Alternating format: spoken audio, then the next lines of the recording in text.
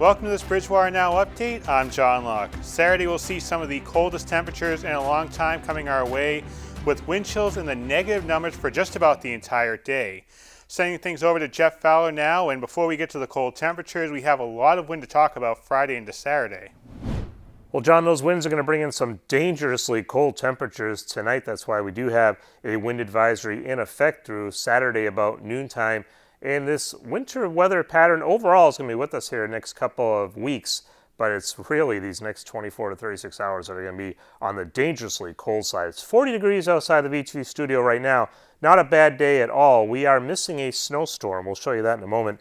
Our temperatures generally right around 40 degrees across most of eastern New England. But we're already down to 27 up in Bennington, Vermont. That is signs of things to come. Here's that big ocean storm that's just off to our east. We talked about this a couple days ago, a sneaky snowstorm, and you know, it almost came together, but it's a little too far off to the east here. And if you look closely, you can see that Arctic cold front now coming into New England, and that's bringing that much colder air with it. It's going to catch up to the system. There will be snow, I think, eastern Maine, parts of Nova Scotia tonight. That may get a little bit of eastern Massachusetts in the Cape for just a little while. We'll have to watch if anything backs in towards Bridgewater. Right now we have some rain showers on the Cape at the moment, but again, those will be changing to snowfall. But the real story here are the winds and the cold air. Wind chill advisories in effect for all of our area, actually wind chill warnings out towards the Berkshires, and high wind warnings on the Cape where winds will be gusting up to 60, maybe even 65 miles per hour over Cape Cod tonight. These are the wind chills we can look forward to here overnight tonight. Below zero, slight moderating tomorrow, but not much, and then it gets cold all over again tomorrow night. So you really have to wait towards Sunday morning before we see wind chills back in the teens. That's some pretty cold stuff. Here's that cold front now, Arctic cold front moving eastward with our big ocean storm off to our east. This is the system for Sunday night and Monday. It's primarily snow now, and it's going to bring some snow all the way down towards the deep south, make a hook, and then move up the coastline. But this larger ocean storm may break down that high pressure that's been creating the blocking pattern off to our north and east. You like to see these highs right around Quebec City if you want to get a big snowstorm.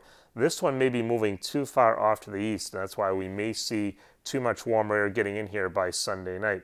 Here's our snowstorm, if you will, just moving us off to the east here tonight. And then this is the system Sunday night into Monday. Again, I really think today's storm is a stronger one off to the east. This one's Sunday night. There could be a little bit of snow overnight, but it probably changes to rain. And regardless of what we get, it's gone by lunchtime on Monday. Maybe some beneficial snows for ski country. We can hold out hope for that. But that's really about it. For us, it's all about the cold air. In fact, tonight we have the clouds around, blustery, maybe some snow flurries around too. It's just a chilly night tonight with temperatures down in the single digits for most of us, even below zero as you get up towards southern New Hampshire. We rebound slightly tomorrow, but no big deal. It's ineffective sunshine with highs right around the low teens here for the most part. We'll call it 13 for a high in Bridgewater tomorrow with very cold air, sunshine, but again, ineffective sunshine. Sunday we do rebound though, temperatures up back near freezing, and then again some snow rain mix overnight Monday, and that turns to rain on Monday morning. It's a blustery day on Monday, and Tuesday we have sunshine with highs generally in the low 30s. Thanks, Jeff, and the fire department posted some cold weather tips, including some that you may think is obvious, but it's always good to be refreshed on them. First, you want to cover up as much exposed skin as possible with hats, gloves, earmuffs, and scarves.